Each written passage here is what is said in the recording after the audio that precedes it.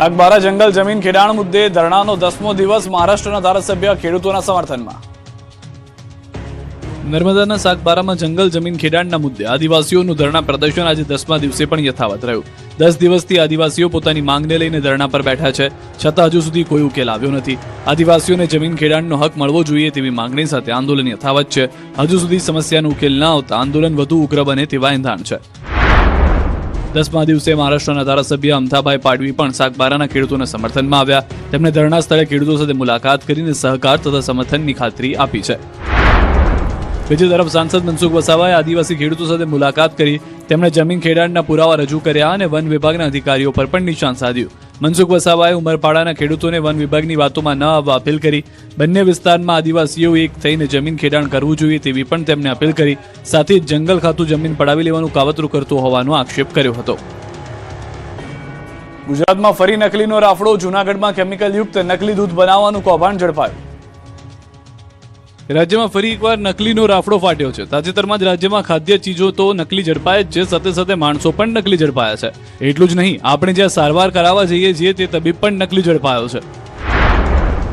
જૂનાગઢમાં સૌથી ચોંકાવનારી વિગતો સામે આવી છે। સવારે ઉઠીને જેમને ચાની ચુસ્કી લેવી પડતી હોય તેમને આ દ્રશ્યો ખાસ જોઈ લેવા। ખાડિયાના હનુમાનપરા વિસ્તારમાં રહેણાંક મકાનમાં કેમિકલયુક્ત નકલી દૂધ બનાવતું હોવાનું સામે આવ્યું છે। જુઓ, પામોલિન તેલમાં સફેદ પાવડર નાખી સેંકડો લીટર દૂધ ઉત્પાદન કરવામાં આવતું હતું અને તે દૂધના લોકોના ઘર સુધી પહોંચાડવાના કાવતરાનો પર્દાફાશ થયો। સામાન્ય લાગતા આ દ્રશ્યોમાં ગંભીર બીમારીને આમંત્રણ આપતા દ્રશ્યો છે। થોડા રૂપિયાની લાલચમાં આ શખ્સ હજારો લોકોના આરોગ્ય સાથે ચેડા કરતો। પોલીસે રેડ દરમિયાન મકાનમાંથી અંદાજે 50 લીટર નકલી દૂધ મેળવ્યું। સાથે જ પામોલિન તેલના ડબ્બા અને દૂધ બનાવવાનો પાવડર પણ જપ્ત કર્યો અને વધુ તપાસ શરૂ કરાઈ છે। અમદાવાદ પંથકમાં ફરી દીપડાની દહેશત, ગુમા બાદ હવે સાણંદના મોટી દેવથી ગામે દીપડાની સત્તાવાર પુષ્ટિ। અમદાવાદમાં દીપડો ધરાવી રહ્યો છે। આશરે 1 મહિના બાદ દીપડાની ફરી એકવાર સગડ મળી છે। આ વખતે સાણંદ તાલુકામાં દીપડો દેખાતા ફફડાટ ફેલાયો। આ પહેલા 20 જુલાઈએ ઘુમાની એક સોસાયટીમાં દીપડાના આટાફેરા સીસીટીવીમાં કેદ થયા, જે બાદ હવે સાણંદમાં 4 પગનો આતંક જોવા મળ્યો છે। સાણંદ તાલુકાના મોટી દેવતી ગામે દીપડો હોવાની વન વિભાગે સત્તાવાર પુષ્ટિ કરી છે। મોટી દેવતી ગામે ઈંટના ભઠ્ઠા પાસે અજાણ્યા પ્રાણીના ફૂટપ્રિન્ટ મળી આવ્યા છે। વન વિભાગે તપાસ કરતા આ ફૂટપ્રિન્ટ દીપડાના જ હોવાનું સામે આવ્યું છે। દીપડાની હાજરીની પુષ્ટિ થયા બાદ વન વિભાગે તેને પકડવા માટે સ્થળ પર પાંજરા ગોઠવ્યા। સાથે જ વન વિભાગનો સ્ટાફ સતત વિસ્તારમાં શોધખોળ કરી રહ્યો છે। દીપડાની હિલચાલને પગલે ગ્રામજનોમાં ભયનો માહોલ છે। જોકે વન વિભાગે ગ્રામજનોને પેનિક ન કરવા અને અફવા ન ફેલાવવા અપીલ કરી છે। પગમાર્ક્સના અવલોકન કરેલ હતા, જે પગમાર્ક્સ દીપડાના હોવાનું જણાતા તાત્કાલિક ત્યાં પાંજરી મૂકી અને કાર્યવાહી હાથ ધરવામાં આવેલ હતી। ગામવાળાને જણાવવાનું કે કોઈએ પણ ભયમાં આવવાની અથવા તો ખોટી અફવાઓ ફેલાવવાની જરા પણ જરૂર નથી। આ ઉપરાંત જ દીપડા અંગે કોઈ પણ માહિતી મળે તો તાત્કાલિક વન વિભાગને જાણ કરવા સૂચના આપવામાં આવી છે। હવે વન વિભાગની ટીમ દીપડાને પહેલી તકે પાંજરે પૂરે તે માટેની કામગીરી શરૂ કરાઈ છે। અમરેલીની શેરીમાં સિંહણ તો સુરેન્દ્રનગરમાં મહાકાય અજગરથી ફફડાટ। અમરેલીના ચાંદગઢ ગામની શેરીમાં સિંહણ ઘૂસી આવતા સ્થાનિકોમાં ભયનો માહોલ સર્જાયો છે। સિંહણ આશરે 1.5 કલાક સુધી ગામની શેરીઓમાં આટાફેરા કરતી જોવા મળી હતી। સિંહણની શેરીમાં જોઈ સ્થાનિકોમાં ફફડાટ ફેલાયો। ઘટનાની જાણ થતાં વન વિભાગની ટીમ તાત્કાલિક ઘટના સ્થળે પહોંચી। વન વિભાગે સિંહણને ટ્રેન્ક્યુલરાઇઝ કરી અને પાંજરે પૂરવાની કામગીરી હાથ ધરી। સિંહણ પાંજરે પૂરાતા સ્થાનિકોએ રાહતનો શ્વાસ લીધો। આ તરફ સુરેન્દ્રનગરના કુંડલા ગામની સીમમાં ખેતરમાં મહાકાય અજગર દેખાતા ફફડાટ ફેલાયો। 11 ફૂટથી લાંબો અજગરને જોઈ સ્થાનિકોમાં દોડધામ મચી।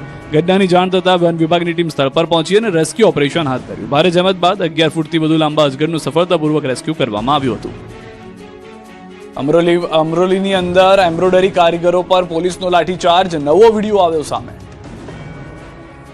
સુરતના અમરોલીમાં એમ્બ્રોઇડરી કારીગરોના પ્રદર્શન દરમિયાનનો ચોંકાવનારો વિડીયો સામે આવ્યો છે। રવિવારે પ્રદર્શન દરમિયાન પોલીસે બળપ્રયોગ કરતા અફરાતફરી મચી ગઈ। વિડીયો વાયરલ થયા બાદ પોલીસની કામગીરી પર સવાલો ઉઠ્યા છે। મહત્વનું છે કે અમરોલીમાં એમ્બ્રોઇડરી કારીગરોને રવિવારની રજા ન મળતી હોવાની નારાજ થયા અને હડતાલ પર ઉતરી ગયા અને અમરોલી ઇન્ડસ્ટ્રીઝ વિસ્તારમાં એમ્બ્રોઇડરી કારીગરોએ હોબાળો મચાવ્યો। જોકે તેમને રવિવારની રજાના બદલે પોલીસની લાઠીના ફટકા મળ્યા હતા। દાવો છે કે પોતાની વિવિધ માંગણીઓને લઈને કારીગરોએ હોબાળો કરતા થોડા સમય માટે તણાવની સ્થિતિ સર્જાઈ। મોટી સંખ્યામાં કારીગરો એકઠા થયા। ઇન્ડસ્ટ્રીઝ વિસ્તારમાં વાતાવરણ ગરમાયું અને આ જ દરમિયાન ઘટના સ્થળે પહોંચેલી પોલીસની ટીમે બળપ્રયોગ શરૂ કર્યો। દ્રશ્યમાં જોઈ શકાય છે કે પોલીસે લાઠીચાર્જ કરતા હાજર શ્રમિકોમાં દોડધામ મચી ગઈ છે। કેટલાક લોકો ભાગતી વખતે પટકાયા છે, છતાં પોલીસ દંડાવાળી ચાલુ રાખે છે। બીજી તરફ એવું પણ દાવો છે કે પોલીસે કારીગરોને તેમની માંગણીઓ અંગે લેબર કમિશનર સહિત સંબંધિત વિભાગ સમક્ષ રજૂઆત કરવાની ખાતરી આપી છે।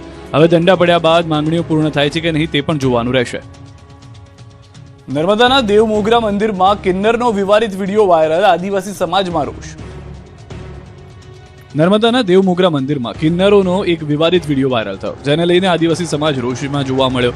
વાયરલ વિડીયોમાં કિન્નરે ડિમ્પલ વસાવા માતાજીની મૂર્તિ પર પૈસા ઉડાવ્યા હતા. વિડીયો સોશિયલ મીડિયા પર વાયરલ થયા બાદ આદિવાસી સમાજના યુવાઓએ વિરોધ નોંધાવ્યો. સાથે જ મંદિર પરિસરમાં ફોટો અને વિડીયો બનાવવા પર પ્રતિબંધ હોવા છતાં વિડીયો કેવી રીતે બનાવ્યો તેને લઈને પણ સવાલો ઉઠાવ્યા છે. વિવાદિત વિડીયો સામે આવ્યા બાદ મંદિર ટ્રસ્ટની કામગીરી અને મંદિર પરિસરના જવાબદારોની ભૂમિકા સામે પણ સવાલો ઉઠી રહ્યા છે. ઘટનાને લઈને વિવાદ વકરતા ડિમ્પલ વસાવાએ માફી માંગી છે. બીજી તરફ મામલો ઉગ્ર બનતા ડિમ્પલ વસાવાએ હાથ જોડીને સમગ્ર આદિવાસી સમાજની માફી માંગી અને સમગ્ર મામલે માફી માંગતી પોસ્ટ પણ સોશિયલ મીડિયા પર શેર કરી છે. પહોંચી હોય જે પણ યુવકને કે ગમે તે ભક્તજનોને ઠોસ પહોંચી હોય તો હું મારા દિલથી હું માફી માંગુ છું. તમારા સર્વ આદિવાસી સમાજના લોકોને હું દિલથી માફી માંગુ છું. તો બધા મિત્રો મને માફ કરજો એવી હું દિલથી અપેક્ષા કરું છું. સુરતની હોટલમાં વાત કરતા કરતા યુવકનું મૃત્યુ, સીસીટીવીમાં કેદ થઈ સમગ્ર ઘટના. સુરતમાં એક યુવકને દિલે દગો આપ્યો. સુરતના ડિંડોલીમાં એક યુવકના મોતને ચોંકાવનારી ઘટના સામે આવી છે. યુવક હોટલ પર વાત કરી રહ્યો હતો ત્યારે જ તેના શ્વાસ થંભી ગયા. સીસીટીવી ફૂટેજમાં સમગ્ર ઘટના કેદ થઈ છે. જુઓ, એક યુવક આવે છે અને રિસેપ્શન પર વાતચીત કરે છે. આ દરમિયાન રિસેપ્શનિસ્ટ તેને જવાબ આપી રહ્યો છે. દરમિયાન જ યુવક અચાનક નીચે પટકાય છે. યુવકને અચાનક ઢળી પડતો જોઈને આસપાસના લોકો પણ દોડી આવ્યા હતા. ઘટનાના પગલે હોટલમાં થોડા સમય માટે અફરાતફરીનો માહોલ સર્જાયો હતો. યુવકના મોતનું ચોક્કસ કારણ હાલ સામે આવ્યું નથી, પરંતુ કાર્ડિયાક એટેકના કારણે યુવકનું મોત થયાનું ચર્ચાઈ રહ્યું છે. જૂનાગઢમાં સિવિલ હોસ્પિટલમાં મહિલાએ જીવન ટૂંકાવ્યું. સાબરકાંઠાના પ્રાંતિજમાં આધેડે અગન પછેડી ઉઠી. જૂનાગઢની સિવિલ હોસ્પિટલમાં મહિલાએ 7મા માળેથી જંપ લાવી આત્મહત્યા કરી લીધી છે. 46 વર્ષીય મહિલા સારવાર માટે એકલા હોસ્પિટલ આવ્યા હતા. એ જ સમયે અંતિમ પગલું ભરી લીધું. આપઘાત પહેલા મહિલાએ ચિઠ્ઠી લખી હતી, જેમાં તેમણે દીકરાને સંબોધીને માનસિક પરેશાનીનો ઉલ્લેખ કર્યો છે. ચિઠ્ઠીમાં તેમણે લખ્યું છે કે મને જીવવું ગમતું નહોતું, મને માનસિક ત્રાસ વધી ગયો હતો અને ચીકુનું ધ્યાન રાખજે. અન્ય એક ચિઠ્ઠીમાં પોતાનું સરનામું અને પુત્રના ફોન નંબર લખ્યા હતા. ઘટનાની જાણ પરિવારજનોને કરાતા તેઓ હોસ્પિટલ પહોંચ્યા હતા. આ તરફ સાબરકાંઠાના પ્રાંતિજમાં દૂધ ઉત્પાદક સહકારી મંડળની બહાર એક આધેડે અગ્ન પછેડી ઓઢી આત્મહત્યાનો પ્રયાસ કર્યો. 50 વર્ષીય શખ્સે પેટ્રોલ છાંટીને પોતાની જાતને આગ ચાંપી દેતા અફરાતફરી મચી ગઈ. સ્થાનિકોએ તાત્કાલિક આધેડની મદદે પહોંચી ગયા. જોકે જ્યાં સુધીમાં આગ બુઝાય ત્યાં સુધીમાં આધેડ 70%થી વધુ દાઝી ગયા. આપઘાતનું કારણ અકબંધ. અમદાવાદ સુરતમાં હત્યાની ઘટનાઓથી ચકચાર. રાણીપમાં યુવકની હત્યાના સીસીટીવી આવ્યા સામે. સુરતમાં ભાઈએ જ ભાઈને મોતને ઘાટ ઉતાર્યો. અમદાવાદ અને સુરત જાણે મેટ્રો સિટીની સાથે સાથે ક્રાઇમ સિટી તરીકે પણ ઉભરી રહ્યા હોય તેવું લાગી રહ્યું છે. અમદાવાદમાં યુવકના હત્યારાઓ સીસીટીવીમાં કેદ થયા, જ્યારે સુરતમાં હત્યાની 2 ઘટનાઓ સામે આવી. અમદાવાદના રાણીપમાં યુવકની હત્યાનો ભેદ ઉકેલાયો. આ હત્યા કેસમાં સીસીટીવી ફૂટેજ પણ સામે આવ્યા. સીસીટીવીમાં ટેમ્પામાં સવાર થઈ આવેલા હત્યારાઓ જોવા મળી રહ્યા છે. સીસીટીવીમાં જોઈ શકાય છે કે એક બાદ એક ટેમ્પામાંથી કુલ 10 જેટલા શખ્સો ઉતરે છે અને દોડતા જોવા મળી રહ્યા છે. આરોપી પૈકી પોલીસે કુલ 8ની ધરપકડ કરી છે. સાથે જ ગુનામાં ઉપયોગમાં લેવાયેલું વાહન પણ કબજે કરવામાં આવ્યું છે. આ તરફ સુરત શહેરમાં વધુ એક હત્યાની ઘટના સામે આવી. ચોક બજાર વિસ્તારમાં કલ્પેશ પારઘી નામના યુવકને તીક્ષ્ણ હથિયાર વડે મોતને ઘાટ ઉતારી દેવાયો. હત્યાને અંજામ આપ્યા બાદ આરોપીઓ ફરાર થઈ ગયા. મૃતક કલ્પેશ પારઘી પણ ગુનાહિત ઇતિહાસ ધરાવતો હોવાની માહિતી સામે આવી. સમગ્ર મુદ્દે પોલીસે ફરાર આરોપીને ઝડપી પાડવા તપાસ તેજ કરી. જ્યારે સુરતના લીંબાયતમાં લોહીના સંબંધો શર્મસાર થયા. આંબેડકર નગરની ગલી નંબર 4માં પત્ની સાથેના અનૈતિક સંબંધની શંકામાં ભાઈએ જ ભાઈની હત્યા કરી નાખી. બંને વચ્ચેનો ઝઘડો મારામારી સુધી પહોંચી ગયો. ત્યારબાદ આરોપી ભાઈએ છરી વડે માથા, પેટ અને પાંસળીના ભાગે ઘા મારતા યુવકનું ઘટના સ્થળે જ મોત થયું. મૃતકના પિતાએ પોતાના જ પુત્ર સામે ફરિયાદ નોંધાવી છે. સુરતના પાલમાં પાર્કિંગ મુદ્દે 2 પરિવારો વચ્ચે મારામારી. પોલીસ કર્મીએ વર્દીનો રોફ બતાવ્યાનો આરોપ. સુરતના પાલ વિસ્તારમાં આવેલા ગાર્ડેનિયા રો હાઉસમાં પાર્કિંગ અને મેન્ટેનન્સના મુદ્દે 2 પરિવારો વચ્ચે ઉગ્ર બોલાચાલી બાદ મારામારી થઈ. આક્ષેપ મુજબ પાર્કિંગ મુદ્દે ચાલી રહેલા ચર્ચા દરમિયાન પોલીસકર્મી નરેશ ગઢવી અને તેમના પરિવાર તરફથી ગાળાગાળી શરૂ કરવામાં આવી. ત્યારબાદ મામલો ઉગ્ર બનતા તેણે સ્થાનિક સાથે ઝપાઝપી કરી અને વાત મારામારી સુધી પહોંચી ગઈ. હવે આ સમગ્ર મામલો પોલીસ સ્ટેશને પહોંચ્યો છે. ફરિયાદીએ આરોપ લગાવ્યો કે પોલીસકર્મી વર્દીનો રોફ બતાવે છે અને તેમને હેરાન કરે છે. પોલીસે સમગ્ર મામલે ગુનો નોંધી વધુ તપાસ શરૂ કરી છે. હવે આ જુઓ, બસ ચાલકને બસમાંથી ખેંચીને માર્યો. સુરતના રાંદેર વિસ્તારના આ દ્રશ્યો છે. અહીં રામનગર પાસે એક ખાનગી સ્કૂલની બસે 2 વાહનોને અડફેટે લીધા. એક કાર અને મુસાફર ભરેલી રિક્ષાને ટક્કર મારી, જે બાદ મામલો ઉગ્ર બન્યો. મારામારી થતા ટોળે ટોળા એકઠા થયા અને મામલો થાળે પાડ્યો. આરોપ છે કે બસનો ચાલક બેફામ રીતે બસ ચલાવી રહ્યો હતો. સદનસીબે આ દુર્ઘટનામાં કોઈ જાનહાનિ નથી થઈ, પરંતુ રિક્ષા અને કારને નાનું મોટું નુકસાન પહોંચ્યું છે. રાજકોટમાં ચડ્ડી બનિયાન ગેંગનો આતંક, બોટાદમાં 5 કરોડની હીરાની ચોરીનો ભેદ ઉકેલાયો.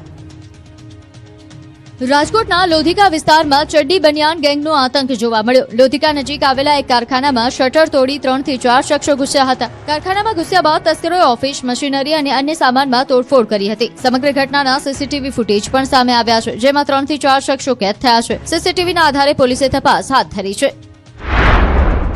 આ તરફ બોટાદમાં હીરાની ચોરીના કેસમાં પોલીસે 3 આરોપીઓને ઝડપી પાડ્યા છે. આરોપીઓ પાસેથી આશરે 5 કરોડ રૂપિયાના હીરા કબજે કરવામાં આવ્યા હોવાની માહિતી છે. બોટાદ શહેરના નીલમ શોપિંગ સેન્ટરમાં હીરાના વેપારી અશોકભાઈ કણકોટિયાની ઓફિસમાંથી હીરાની ચોરી થઈ હતી, જે બાદ તંત્ર દોડતું થઈ ગયું હતું. પોલીસે બોટાદથી અમદાવાદ આવતી વખતે બાવડા નજીક આરોપીઓને ઝડપી પાડ્યા હતા. 3 આરોપીઓની ધરપકડ કરી પોલીસે વધુ તપાસ હાથ ધરી છે. રાજકોટમાં વ્યાજખોરો બેફામ, થોડા સમય પહેલા આપઘાત કરનાર મહાવીરસિંહ સિંધવના પોલીસ કર્મી ભાઈને ધમકી. રાજકોટમાં વ્યાજખોરો બેફામ બન્યા હોવાના આક્ષેપ કરતી ઘટના સામે આવી છે. પોલીસ કોન્સ્ટેબલ કૃપાલસિંહ સિંધવને મારી નાખવાની ધમકી આપ્યાનો મામલો સામે આવ્યો. આક્ષેપ મુજબ કૃપાલસિંહના મોટા ભાઈ મહાવીરસિંહ સિંધવે જ્યારે વ્યાજે રૂપિયા લીધા, વ્યાજખોરોનો દાવો છે કે મહાવીરસિંહે 1 કરોડ 35 લાખ રૂપિયા વ્યાજે લીધા હતા. 9 જૂને મહાવીરસિંહ સિંધવે અમદાવાદના એક ફ્લેટમાં આપઘાત કર્યો. ત્યારબાદ તેમના બેસણાના દિવસે જ વ્યાજખોરો ટોળા સાથે પહોંચ્યા અને નાણાંની ઉઘરાણી કરી ધમકી આપ્યાનો આક્ષેપ છે. આ મામલે પોલીસ કોન્સ્ટેબલને ધમકી આપનાર સામે ફરિયાદ નોંધવામાં આવી છે. સુરેન્દ્રનગરના રાજા રાતડિયા અને રમેશ વરુ સામે પ્રદ્યુમનનગર પોલીસ સ્ટેશનમાં ફરિયાદ નોંધાઈ છે. પોલીસે સમગ્ર મામલે તપાસ શરૂ કરી છે. ભરૂચના દહેજ જીઆઈડીસીમાં વેરહાઉસમાં ભીષણ આગ, થરાદમાં ઈવી સ્કૂટર સળગ્યું. ભરૂચના દહેજ જીઆઈડીસીમાં ખાનગી કંપનીના વેરહાઉસમાં અચાનક ભીષણ આગ ભભૂકી ઉઠી. આગે વિકરાળ સ્વરૂપ ધારણ કરતા ધુમાડાના ગોટે ગોટા દૂર દૂર સુધી જોવા મળ્યા. ઘટનાની જાણ થતાં ફાયર બ્રિગેડની ટીમ